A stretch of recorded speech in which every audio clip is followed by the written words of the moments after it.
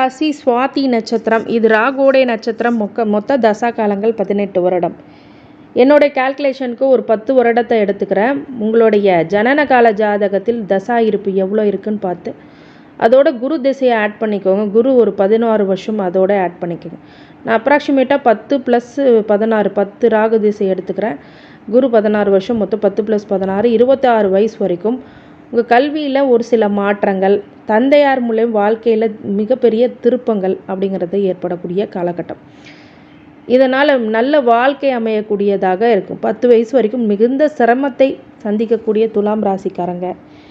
இந்த சனி வக்ரம் உங்களுக்கு குரு திசையாக இருக்கும் காலம் எடுத்து வச்சிங்கன்னா புது விதமான முக்கியமான நல்ல வாழ்க்கை திருப்பங்களை ஏற்படுத்தக்கூடியவர் அப்படின்னு சொல்லலாம். அதே மாதிரி மிகப்பெரிய அளவில் இந்த 26 வயசுக்குள்ளே உங்களோட வாழ்க்கையில் செட்டில்மெண்ட், அரசாங்க வேலை, அரசாங்க உத்தியோகம், வெளிநாட்டு பயணம் மூலியமாக நிறைந்த லாபம் அப்படிங்கிறதெல்லாம் உங்களுக்கு கொடுக்கும். உங்களுடைய தந்தை வழி உறவினால் மிகப்பெரிய நன்மை ஏற்படும். தந்தை உறவு சார்ந்த விஷயங்களில் ஒரு சில நன்மைகள், வாழ்க்கை திருப்பங்கள் ஏற்பட்ட ஒரு யோக பலன்கள் இருக்குது. அதே மாதிரி மிகப்பெரிய அளவில் வளர்ச்சி ஏற்படக்கூடிய விதையை ஊன்றக்கூடிய காலகட்டமாக இந்த காலகட்டம் கண்டிப்பாக இந்த 4 மாதத்தில் உருவாகும். இந்த சனி வக்ரம் உங்களுக்கு நன்மையே அதிக அளவு செய்வார். திருமணம் ஆகாதவங்களுக்கு திருமணம் நடத்தி வைக்கும், நல்ல உத்தியோகத்தை கொடுக்கும், நல்ல ஒரு விஷயத்தை ஆரம்பித்து வச்சு உங்கள் வாழ்க்கையில் மிகப்பெரிய வெளிச்சத்துக்கு கொண்டு வரும். இந்த காலகட்டத்தில் குலதெய்வ வழிபாடு ரொம்ப ரொம்ப முக்கியமானது. இந்த துலாம் ராசி சுவாதி நட்சத்திரத்துக்காரங்களுக்கு நல்ல வாழ்க்கை துணை அமையக்கூடிய காலகட்டம். அதே மாதிரி காதல் வாழ்க்கையில் மிகப்பெரிய ஒரு கஷ்டங்களையும் கொடுத்து அதன் பிறகு ஒரு நல்ல வாழ்க்கை துணையும் அமையக்கூடிய யோகிதைகளை கொடுப்பார். அதே மாதிரி உங்களுடைய பிள்ளைகள் புத்திர தடை நீங்கி புத்திர வழியில் நல்ல ஒரு மாற்றங்கள் ஏற்படும். அது மாதிரி புத்திரனால் மகிழ்ச்சி ஏற்படக்கூடியதாகவும் கண்டிப்பாக இருக்கும். அடுத்தது சனி திசை 26 வயசுலேருந்து 45 வயசு வரைக்கும். இந்த 26 வயசுலேருந்து 45 வயசுக்குள்ளே சனி திசை நடக்கிறவங்க ரொம்ப ரொம்ப உஷாராக இருக்கக்கூடிய காலகட்டம். துலாம் லக்னமாக இருக்கும், ரிஷப லக்னமாக சனி நட்பு வீடாக இருந்தாலும் இந்த சனி திசை அவ்வளோ ஈஸியாக புரிஞ்சிக்க முடியாது. ஏன்னு கேட்டிங்கன்னா, இது உங்களோட ஜாதகத்தில் சனி எந்த நிலையில் இருக்கார், என்ன சாரம், என்ன ஆதிபத்தியம், காரகத்துவம், எந்த நட்சத்திர சாரம் வாங்கியிருக்கார், இதெல்லாம் மொத்தமாக பார்க்கும்போது தான் சனியோடைய திசையில் கன்க்ளூஷனுக்கு வர முடியும். ஆனால் பொதுவாகவே சனி திசை நன்மையை கொடுக்காது. துலாம் ராசிக்கு கொடுக்கலாம், ஆனால் இந்த சனி 4க்கும் 5க்கும் உடையவர் அப்படிங்கிறதுனால புத்திர வழியில் ஒரு சில பிரிவுகள், ஏமாற்றங்கள், அவர்கள் மூலியமாக ஒரு சில பிரச்சனைகள் அப்படிங்கிறத ஏற்படுத்துவார். வீடு மனை புத்திர விஷயங்களில் ரொம்ப கஷ்டப்படுத்துவார். அது மாதிரி வண்டி வாகனங்களில் கொஞ்சம் ஜாக்கிரதையாக இருக்கணும்.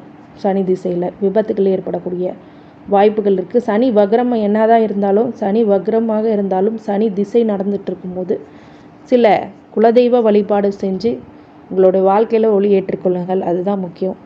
அது மாதிரி உங்களோட சனி திசையில் பொருளாதார நெருக்கடி, தேவையில்லாத வம்பு வழக்கு, நான் ரொம்ப நல்லவனாக இருக்கேங்க, எனக்கு மட்டும் ஏன் இவ்வளோ பிரச்சனை நடக்குது அப்படிங்கிறதெல்லாம் இந்த துலாம் ராசிக்காரங்களுக்கு ஒரு புலம்பலாகவே இப்போ இருந்துகிட்ருக்கு. இந்த சனி வக்ரத்தில் கொஞ்சம் உங்களுக்கு நன்மைகள் அதிக அளவில் கொடுக்க வாய்ப்பு அதிகமாக இருக்கிறது. வழிபாடுகள் மூலியமாக சரி செய்யக்கூடிய நிலை அப்படிங்கிறதெல்லாம் கண்டிப்பாக உருவாகும். மிகப்பெரிய வெற்றிகளை உருவாக்கக்கூடியதாக இருக்கக்கூடிய விஷயங்கள் எப்படி அமையும் அப்படின்னா, 200% உங்கள் உழைப்பை கொடுத்தால் 100% உழைப்பு இந்த சனி வக்ர பீரியடில் பாதிப்பான பலன்களை கண்டிப்பாக கொடுத்துருவார். சனி திசையில் ரொம்ப விசேஷமாக நீங்கள் கவனமாக இருக்கக்கூடியது, மற்றவங்கக்கிட்ட தேவையில்லாத வம்பு சண்டைக்கு போகிறதெல்லாம் விட்டுருங்க. சனி திசையில் அடக்கம், அமைதி, பொறுமை, எச்சரிக்கை அப்படிங்கிற கவனம் எல்லாமே இருக்கணும். அப்படின் போது தான் அந்த சனி திசை கொஞ்சம் உங்களுக்கு காப்பாற்றி விடும். சனி திசையில் கொஞ்சம் சோம்பல் ஆகிட்டீங்க அப்படின்னா பிரச்சனையை அதிகமாக கொடுத்துரும். அதனால் விடியற் காலையில் எந்திரிக்கிறது, அந்த மாதிரி பழக்கங்களை சனி திசையில் வச்சுக்கோங்க. ஏன்னா சனி பன்ச்சுவாலிட்டியை பார்ப்பார், நீங்கள் கரெக்டாக இருக்கீங்களான்னு பார்ப்பார், சுறுசுறுப்பாக இருக்கீங்களான்னு பார்ப்பார். இதெல்லாம் பண்ணிட்டீங்கன்னா சனி ஒன்றும் பண்ணாது உங்களை. இல்லை படுத்துட்டிங்கன்னா அதுவும் சேர்ந்து படுத்துப்பார், இன்னும் பிரச்சனையை அதிகமாக கொடுப்பார். அப்படிங்கும்போது சனி திசையில் உழைப்புக்கான பலனை கண்டிப்பாக கொடுக்க காத்திருப்பார் அப்படிங்கிறது தான் உண்மை. சனி திசையில் யாரெல்லாம் அவங்க கூட இருக்கிறாங்க, நன்மை தீமை என்ன அப்படிங்கிறதெல்லாம் புரிய வைப்பார். அடுத்தது புதன் திசை. புதன் திசை உங்களுக்கு யோகமான திசை. 45 வயசுலேருந்து 62 வயசுக்குள்ளே துலாம் ராசி சுவாதி நட்சத்திரம். இந்த சனி வக்கரத்தப்போ கண்டிப்பாக புதன் திசையில் மிகப்பெரிய நல்ல மாற்றங்கள், ஏற்றங்கள், முன்னேற்றங்கள் கண்டிப்பாக கொடுத்தே தீர்வார். உத்தியோகம், பொருளாதார ரீதியான பிரச்சனைகள் எல்லாமே சரி பண்ணி உங்களுக்கு மிகப்பெரிய மாற்றங்களை கொடுக்கக்கூடிய யோக பலன்களை இந்த புதன் திசை கொடுத்துருவார். வம்பு வழக்கு, கேஸு, கோர்ட்டு இதெல்லாம் படிப்படியாக குறையக்கூடிய காலகட்டமாக இந்த புதன். கடன் குறையும், கடனுடைய விஷயங்கள் எல்லாம் பிரச்சனைகளும். யாரை நம்பி ஜாமீன் மட்டும் இந்த காலகட்டத்தில் போடாதீங்க.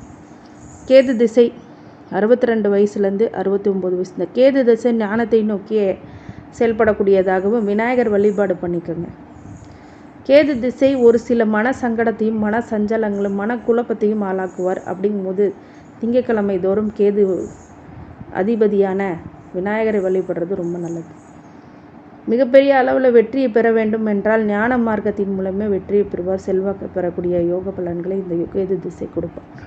இந்த கேது திசையில் ஞானத்தை, ஜோதிடம் பார்க்குறவங்க, கடவுள் ஆன்மீக வழியில் செல்கிறவங்க, பூஜா ஸ்டோர் வச்சுருக்கிறவங்க, பூஜை கடையை வச்சுருப்பவங்க, அதாவது சாமிக்கு உண்டான பொருட்களை விற்பவர்கள் எல்லாத்துக்கும் இந்த சனி வக்ரத்தில் கேது திசையில் நன்மையான பலன்களை மட்டுமே கொடுப்பார்.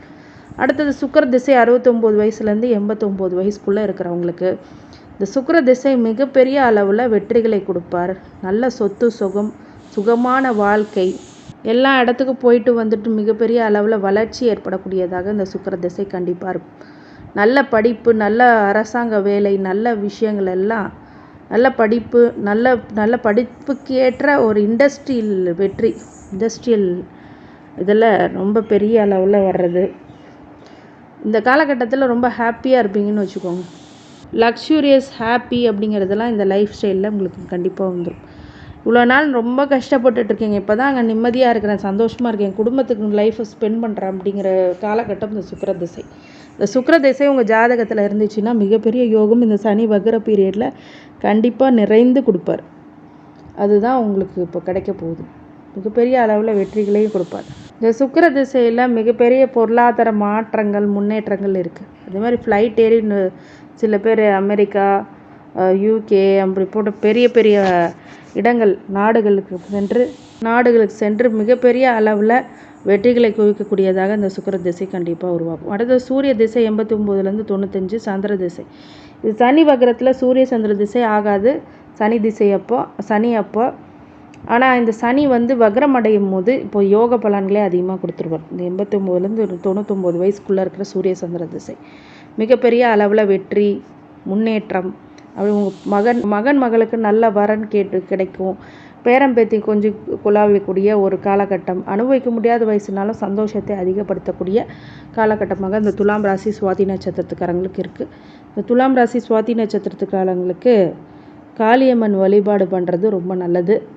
அதே மாதிரி அது வாழ்க்கை முழுக்க அந்த காளியம்மன் வழிபாடு வெள்ளிக்கிழமை பண்ணுறது ரொம்ப விசேஷம். அதே மாதிரி குலதெய்வ வழிபாடு இன்றையமையாத ஆஞ்சநேயர் வழிபாடு மிகப்பெரிய வெற்றிகளை உங்களுக்கு கண்டிப்பாக கொடுத்துரும் அப்படின்னு சொல்லி இந்த துலாம் ராசி சுவாதி நட்சத்திரத்துக்காரங்களுக்கு அனைத்து ஐஸ்வர்யங்களும், சகல சௌபாக்கியங்களும், மன நிம்மதியும், ஆரோக்கியத்தை கொடுக்க வேண்டும் என்று எம்பெருமான் மகா ஈஸ்வரனை வேண்டி வணங்குகின்றேன். வாழ்க வளமுடன். திருச்சிற்றம்பலம்.